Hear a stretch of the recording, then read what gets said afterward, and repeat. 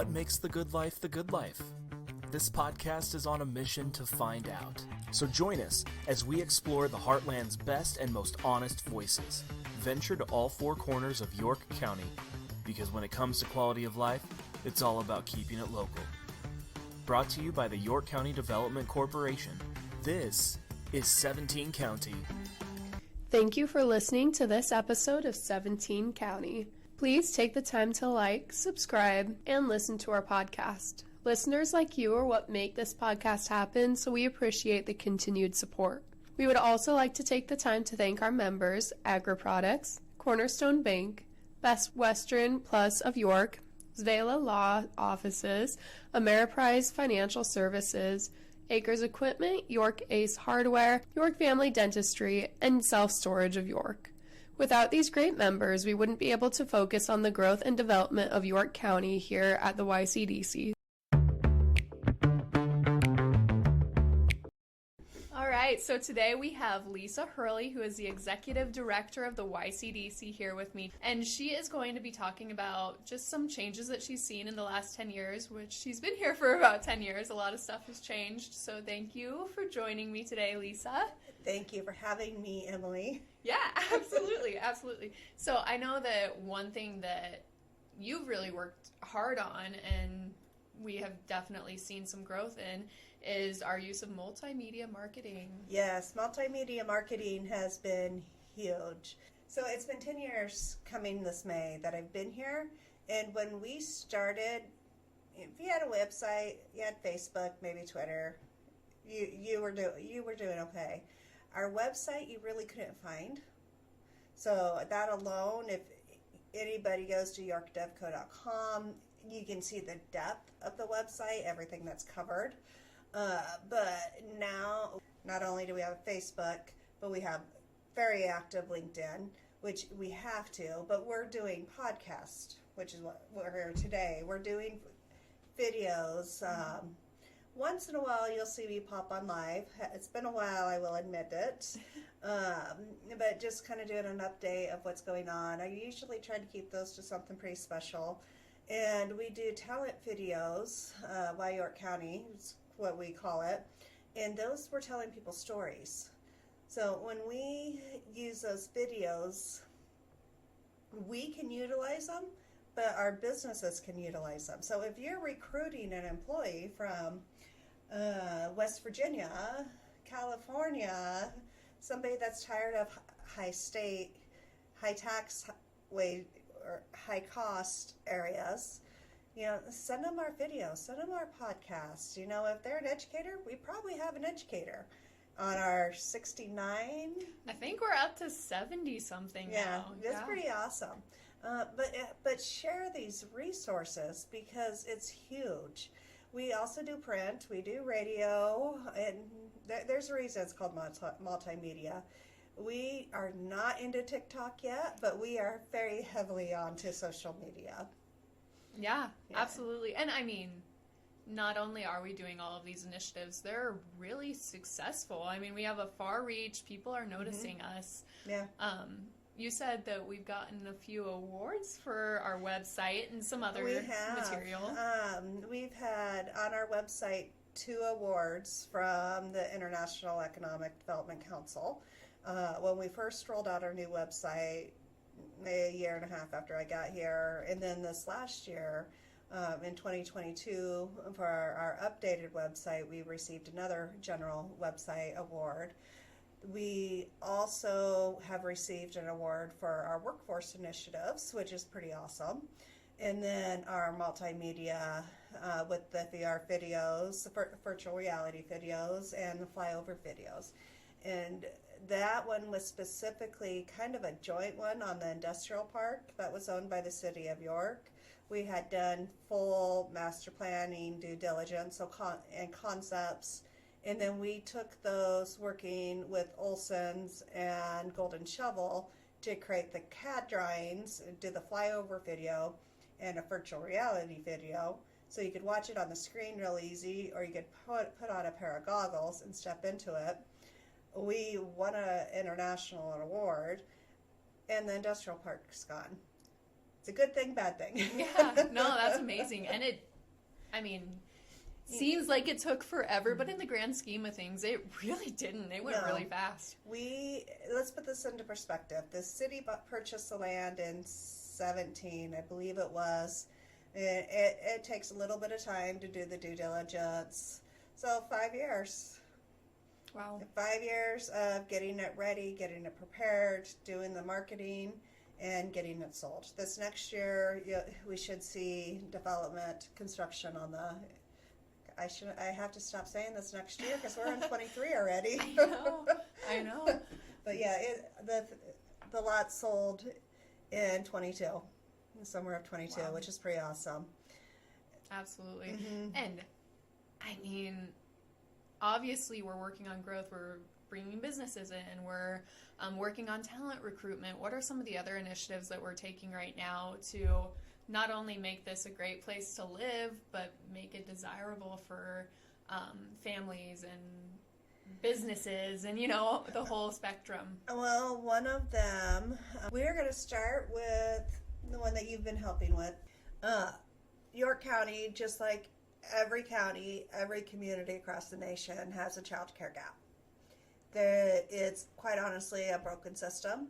75% of our early childhood providers live at the federal poverty rate, but yet majority of parents are paying way more than the 7% you should be paying for child care. Yeah. In Nebraska, the average is 14%. So the providers aren't making any money. The parents are paying more than what they should be. And during the COVID years, we lost some of our in-home daycares because they, heck with this, and just closed.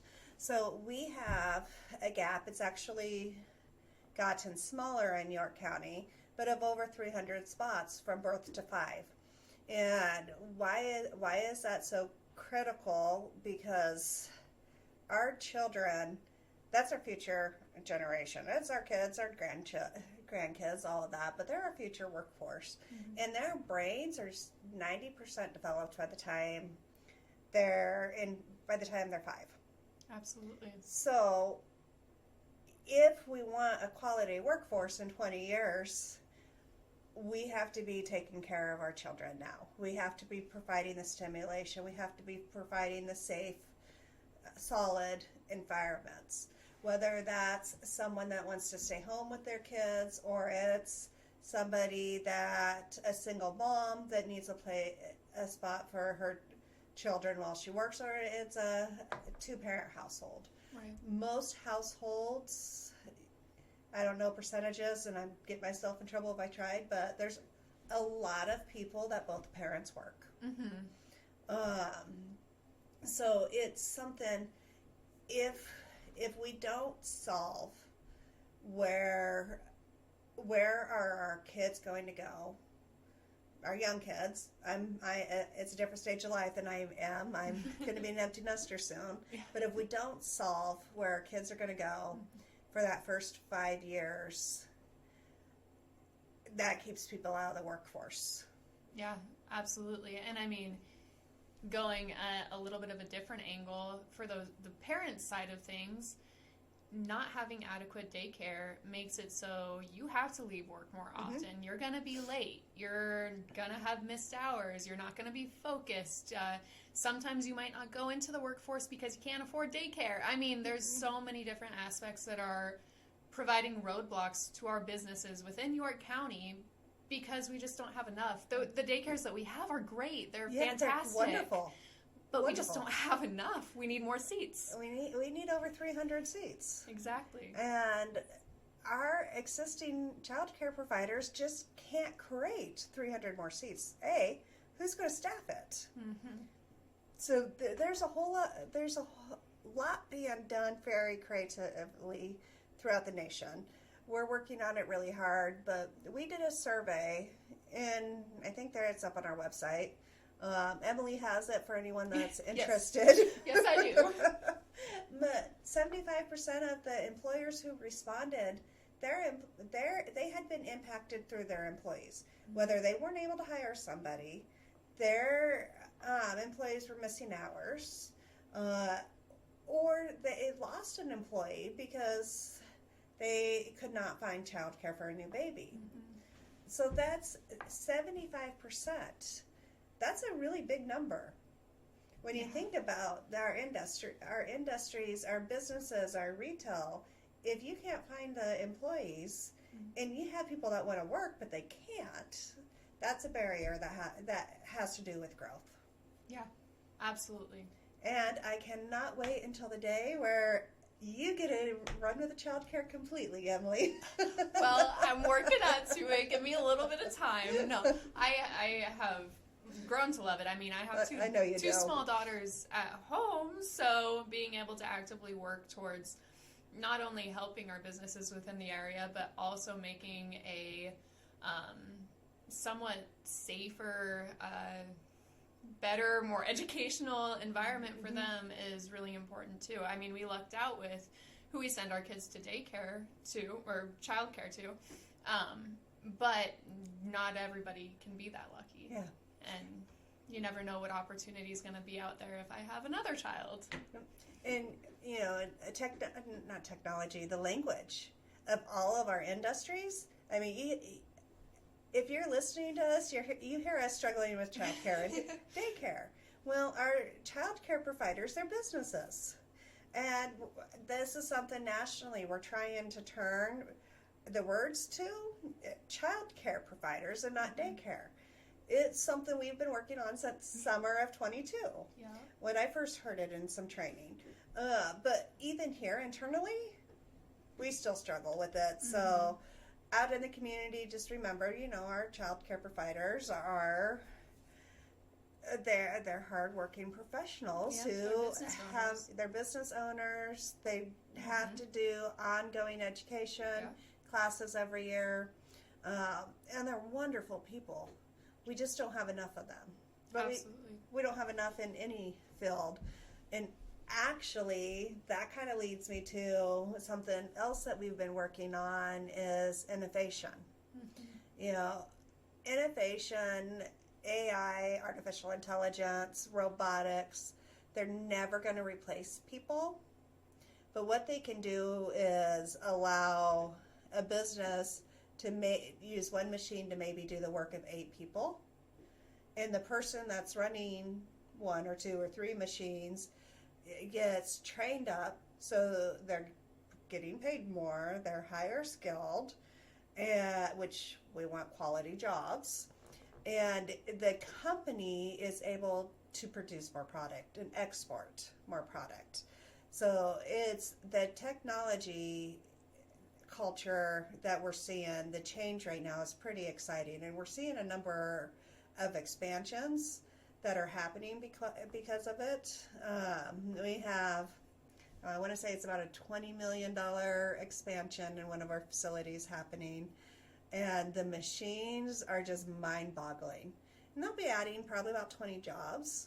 We have another one that probably in the same CapEx range, they're not adding a single job.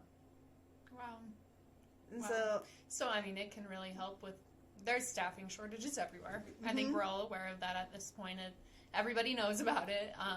But having this AI, this innovation, these machines don't take away jobs, but they assist the people that are already in those positions. Yeah. So I think it's the way that we're moving, and it's going to be a good thing. I mean, it's not a bad thing. Really good thing. And we actually have helped organize, it's the Southeast Nebraska Manufacturing Coalition, maybe? It's something we started, just 3 counties back in probably 17, 18. I don't know. It was before COVID. We did some great educational tours where we took manufacturers into tours in into schools in York County, Thayer County, Fillmore County, Polk, Seward. I mean, we partnered with their neighboring entities. We partnered with their manufacturers. And then in 2020, things changed, and we kind of went supply chain, who can make this for who, and it kind of became a statewide group. In 23 here, we've met once, but we've kind of refocused it. But we're refocusing it as a southeast Nebraska.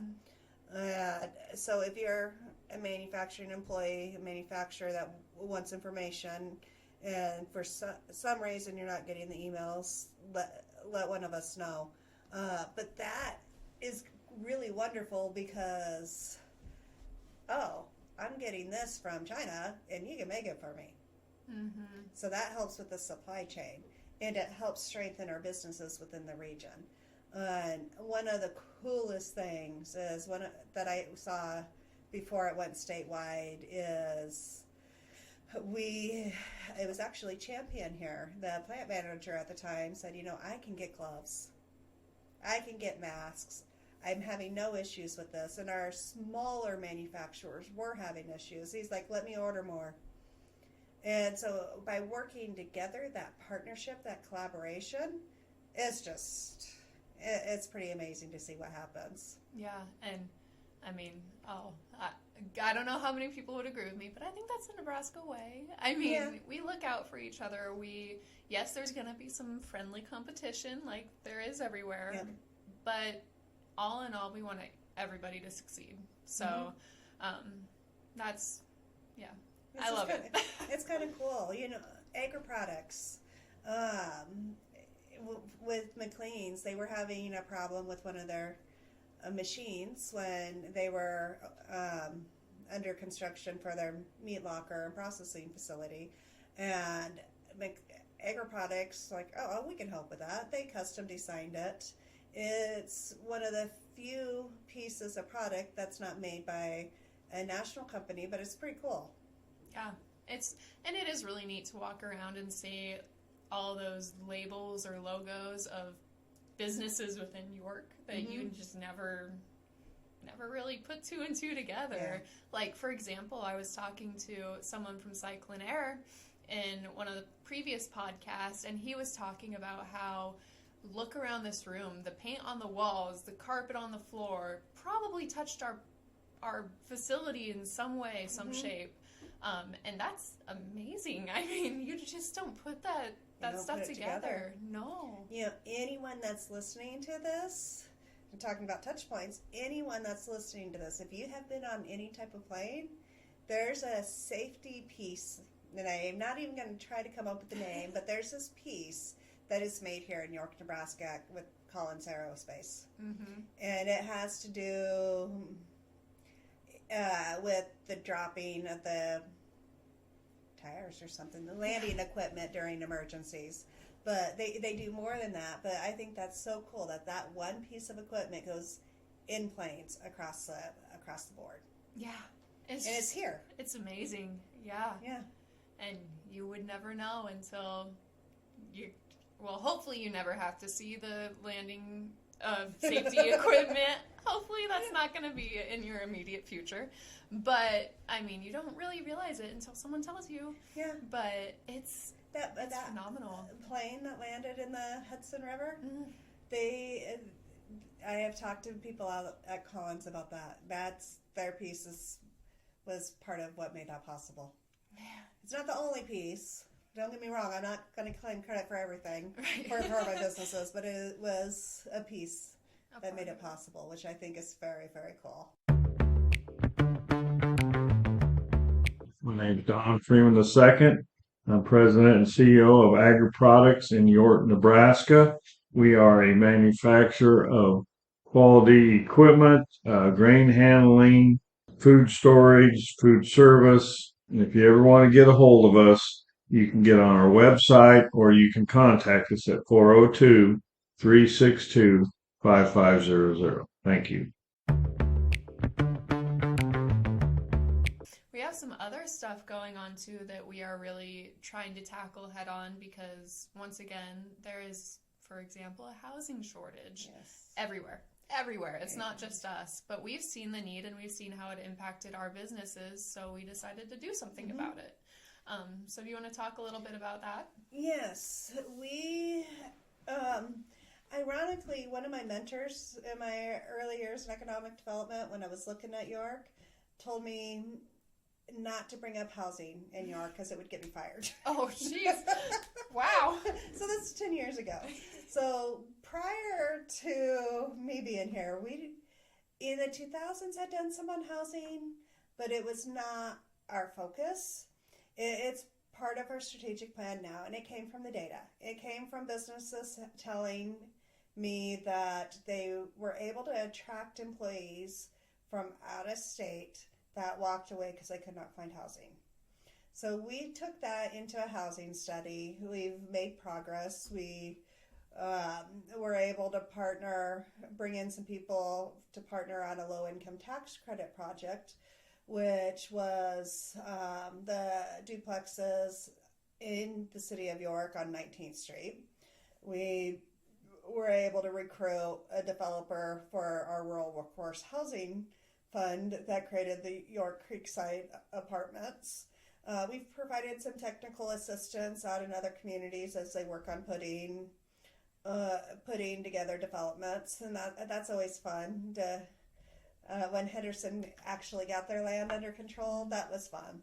And seeing from their last subdivision go from, okay, the lands was donated, how are we going to fund the infrastructure? And it's completely full. Right. It didn't take them long. No. So we're continuing to work on it. We've updated our housing study.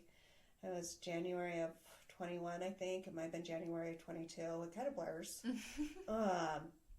But we still need over 550 units by 2030. Mm-hmm. And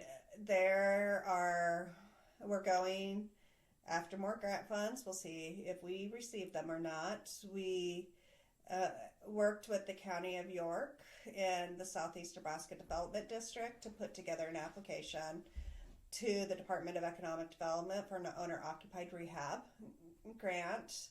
And Emily, you've been lucky enough that was basically up and running, and Sen was doing all the admin, mm-hmm. and they're under construction with houses now. So that's pretty awesome. We have houses throughout the county, I think in almost every community. And we're just it's kind of like business retention, expansion, recruitment, and startup. Mm-hmm. Housing, we have to retain what we have, keep it in good shape. We have to improve or demolish, in some cases, if they're too bad, but hopefully improve, rehab, and then build new. And so when we come to building new, we can either, people that are already living here can select a contractor, select a lot, and run with it, or we have to find a developer to work on a larger scale project. Yeah. So it's lots of moving pieces. We need about 50% rental, and that was according to the study. And with the market changes, I wouldn't be surprised if that's changing a little bit, but hopefully, that's kind of going to be our goal, is 50% rental of what's being developed. So as a community, housing is not just a YCDC issue. It's we have our partners. We work with the housing authorities. We work with the cities, the villages, even the county. I mean, the county was the applicant for the owner-occupied rehab grant. I mean, there's lots of moving pieces. No one single entity can tackle this on their own, but we have to solve it because we have people who are interested in positions here that cannot find housing. Yeah, absolutely. And I think that we have a unique, I don't want to call it advantage, but kind of, because we have a lot of support from our businesses. We do. We have, they see the need too. And as our CEO at the hospital likes to say, they have the belief of if you're not at the table, then you're on it. So you need to be present, be active, and we really do have a lot of support from our local businesses. We really do. And I do think it's because I see we have to collaborate. If they're going to grow the county, all the communities within the county. And when I say community, I mean the whole county. Our community needs to grow. And honestly, if they can find an employee that wants to relocate here, but they can't find a house, I'm going to have Jonathan in Seward County or Eric in Fillmore County or Chelsea over. I mean, I don't care as long as we can find them a house, but I would love them to live here. It increases the retention ability. Yeah. For the employee. And if they live here and they work here and their kids get involved in the school, one of the school systems here, they're more likely to get involved in our nonprofits. They're more likely to create their own support network. And York County does have a lot of us transplants. Yeah, absolutely. I don't know if that's the right political term to call us, but yeah, we have a lot. Yeah. I'm one. Emily's not. No, I'm a lifer. No, and you're right. I mean, we have a lot of people that are from elsewhere and choose to come here, whether it's looking for career stability or following a family member, whatever the case may be. And I know that not only us, but there's a lot of different businesses, groups, the city. They do what they can to make sure that everyone feels welcome, A, there's something for everyone to do, B, and they have the ability to work, sleep, and play. Yep. So whether or not we have the houses readily available right now, it's being worked on. We notice it, and we want people to feel welcomed here and have everything that they need to have a good life here. I mean, essentially. We have lots and a few infill lots in several communities in the county. And 3 of the communities are actively working on new subdivisions, which is pretty awesome in a county of 14,000. Yeah. And it's pretty awesome that we have that much activity. Yeah, absolutely. It will show the growth. Yeah. Well, speaking of growth, I know, and this is once again my opinion. My opinion's all over this podcast, but I think that we're extremely blessed too, because as a YCDC, we are really supported within that growth mindset. For example, you go to trade shows, I do. and that's a huge piece of what we do. So, I mean, I think, what was the last one you went to? International Processing and Production Expo last week. Yeah, and I mean, you made some really great connections there. I did. And I have to finish my notes yet. I should have put that on my calendar. But we have some follow-up items. We met with a lot of businesses that have Nebraska ties already. Like one, I had mentioned earlier to Emily before we started this, they are the supplier, the equipment supplier to a lot of the meat lockers in Nebraska, including McLean's here. So while I was there, I started talking to this guy at this booth, and he knows Max and Jeanette and Charmaine and Brian, and he knows the setup. And the guy actually grew up in Nebraska, in northeastern Nebraska. But yeah, he knew them by name. He's very familiar with the company, and he stops in on a regular basis. So he now has my card. But yeah, we made connections. I actually got to make an introduction from a lady that once introduced because for an upcoming project, because they can provide a component on the security side. So it's kind of awesome. Part of the reasons we do trade shows is the connections that we make. It's not always new companies coming in, but it's also who can help benefit our existing businesses. And another part of it is, as Emily will agree, I'm kind of a technology geek when it comes to the machinery. And I like to understand the machines that are being utilized whether it's a 3D printer or a hamburger baker. You know, I've seen it at McLean's. I saw 3 other ones last week. Yeah. I mean, it's just kind of awesome to be able to be sitting in a business retention and expansion meeting, and the machine they're talking about adding, I know what it is. Right. Because I've talked to a sales guy. I've seen it in action. I've seen it on videos. I mean, that brings an asset to the county that I would not have if I did not go to trade shows.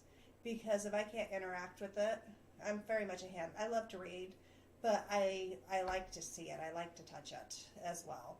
Yeah. And reading in a trade magazine on equipment, it's not as exciting as seeing it in action. Right. It's a little bit different. It is. Yeah. It is. So the trade show it serves multiple issues. Not issues, but right. Goals. Right. Multiple goals. And I mean, another aspect of that is if, let's say, somebody ran into an issue, you can help them troubleshoot a little bit more because you understand how their business works. You understand the machinery. You know, maybe you saw this contact that, hey, they can help you with this part of your issue. You know, I mean, it's kind of threefold. You can help the business with any issue with troubleshooting. You can put them into contact with people, and you're not just floundering. Like, you know exactly what they're talking about. Half of being an economic developer is knowing where to send people, knowing the connections, knowing who to call when I have questions. But we're also a research or connecting point for other people when they're looking for information. But a lot of times it does tie back to our business community. And that can go statewide. It can go Southwest. It can go statewide. But if I can connect a company over in Seward to a company in York, why not? Or a company in Iowa. I talked to a company in Iowa while I was at the trade show last week, and I made sure I stopped by the Iowa booth and give them a bit of a hard time because that's what we do. Right, of course. And, you know, we didn't have dinner last week, but I think we do sometimes. So it's wonderful having those connections. And that is part of our marketing. We have them identified, which ones we're most likely going, depending on budget and what happens throughout the year for schedules. But yeah, and then after the trade show, we usually try to get together with one of our partners or a site selector or somebody that we can make connections with. So that's always really fun. Last week we had dinner with Kathy McFarland from Site Selection. So they have featured Nebraska and New York County in their magazine before. So it was just nice to get that connection point, because to get in those magazines, you've got to have those connection points. Right. Stay current. And that kind of wraps back to the multimedia marketing. So, yeah, trade shows are a lot of work. They're exhausting. We leave early in the morning, and it's 9 or 10 before you're done with the business dinner and back to your hotel. But they are so much fun on the learning front and the connecting front. Yeah, definitely worth the time and energy that it takes. And I think last week I definitely solidified my reputation of being an equipment geek. Which I can attest to. It's always fun to go on tours of places, and they'll be talking about some equipment that, to be completely honest, is completely over my head. And Lisa's like, oh my goodness, like, it's so cool. Which it is really interesting, but I don't know what's going on. But you obviously do. So, but that's because I've been doing this, and I've been attending the trade shows. And one year, it was really awesome. We had a York County business at the trade show. It was a different trade show. It was in Chicago. It's FabTech, so fabricated metal. And we walked the floor together for about 2 hours, and that was awesome. Him as a customer, learning the equipment that would benefit his business and the questions he asked, it was a whole different conversation than when it's me talking to a salesperson or even the owner of the company. Because sometimes you do have the owners at the trade shows. You have the decision makers, not always. But when I'm able to walk for a while, and I've done it a few times with a York County business, I learned so much more about their business stuff that when I'm touring their local facility, they may not even think about, and I may not think about asking. Wow. What's the next step? Yeah, and it makes sense. I mean, no matter how much you really know their business, you don't know their specific needs and exactly, different loads, and, there's so many different aspects to it that I can't even begin to fathom. So being able to hear their questions and see how they interact and all that would be really rewarding, I would think. It was pretty rewarding. And there were a few people that I didn't run into this year, but we didn't have a booth this year. And usually if we have a Nebraska booth, people from Nebraska come in and stop by. So that's sometimes how I connect with our Nebraska people. But it was a fun show. Interesting. Yeah, I always kind of live vicariously through you because I come into your office right when you get back and I'm like, hey, what happened? What did you talk about? I got a couple more. I got a new chicken for the kids when they come in. Oh, so some backstory. Whenever I bring my kids into the office to visit everybody, Lisa has all these little trinkets and toys that she gets at trade shows that my kids love to either play with or destroy, depending on their mood. I have a chicken, and I don't know if it was Emily's or if it was somebody that was in for a business meeting with their kids, because that happens in my office. Bring your kids. If we need to talk about starting a business, I don't care. I have lots of little gadgets, and one of them took a chunk out of my chicken's head. I think that was my kid, yeah. Was it yours? Yep. So I got a new chicken that will replace the one that got ate. Delicious. No. And, I mean, we're super family friendly, which also, if you have any questions or interest in starting a business, expanding your current business, really anything, you are more than welcome to come and talk to us and bring your kids if you need to. Yep. Not a problem. We have 4 entities. We have the visitors, the York Chamber, and the foundation in the building, and we all just welcome kids. Absolutely. Yeah. Absolutely. Right, well, I think that we're about ready to wrap up. Okay. Any lasting words of wisdom or insight that you'd like to give people listening? I could go on about this, but you have to have an online presence. As a business, as an employee, as an individual, you have to work on creating your brand. I haven't used the word brand, but we've talked about the marketing. We've worked really hard at YCDC to create our brand, and you need to be doing that as a business. I mean, moving forward, where there's so much online, whether you're a manufacturer or a boutique owner or a financial advisor, you have to have an online presence. You really do. And look into LinkedIn if you don't have a LinkedIn account. That I follow groups and industry boards that help me stay up to date with our industries here, and as well as in economic and community development in general, what opportunities are out there. But I guess that would be my word of advice is, if you haven't started working on your brand, if you're a small business or you're a younger, or you don't even have to be young. If you're not online, start working on your brand. Absolutely. Because that's going to lead to opportunities. It's going to lead to connections. On the business side, it's going to help you attract employees.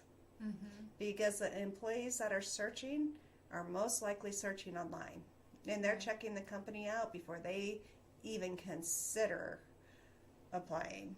Absolutely. And even more so, they're looking at the company, but they're also looking at the people that are within the company.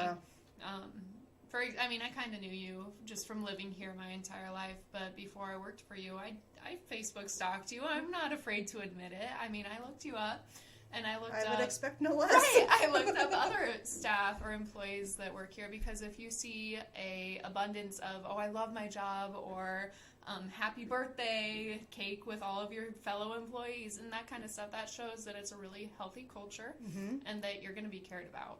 But if you don't see any of that, or if they're like, ugh, work again, or, just that kind of stuff, then that's not somewhere you want to work. Yep. So that presence is really important. And then if you don't have any presence, I'm like, is this real? That's kind of sketchy. Like, why aren't you anywhere? So it's really important. It is. Even 10 years ago, when I was looking at York County, I was looking at the businesses in York County and their employees on LinkedIn. Yeah. That's 10 years ago. I mean, I was trying to identify the people I would be working with in the community. So not just York County Development Corporation and their board members, so every single board member got looked up. Can't find all of them. Right. But that's where you never know who's watching. And I mean that in a good way. I don't mean that in a scary way. Right. But you never know who's watching what you're doing and who you may be guiding from afar. And it can be very impactful. So develop your brand online. I guess that's my parting thoughts today. Yeah. Absolutely. Well, thank you, Lisa, again for coming on and giving us a little bit about what the YCDC does and some of the pies we have our fingers in. I don't know how else to put it. There's a lot. Yes. Yeah. And I mean, I know this doesn't even begin to scratch the surface, but yeah, thank you so much for doing this. Hopefully we'll chat again soon. We will. Maybe next quarter. Absolutely. We would like to once again take the time to thank our members, the people that help us drive change here in York County. We would like to thank Meade Lumber Company, York State Bank, Central Valley Ag, Penner's Tire and Auto, Croy Industries, Grand Central Foods, King's Glass, Kreidel Enterprises, Western Edge, and Philman Law Offices. Thank you, members, for your continued support of the growth of our communities. This is 17 County, a new podcast brought to you by the York County Development Corporation in Nebraska. For more information about life and opportunity in the Heartland, visit yorkdevco.com. Come grow with us. And if you liked this episode, be sure to rate and review 17 County on Apple Podcasts or wherever you listen.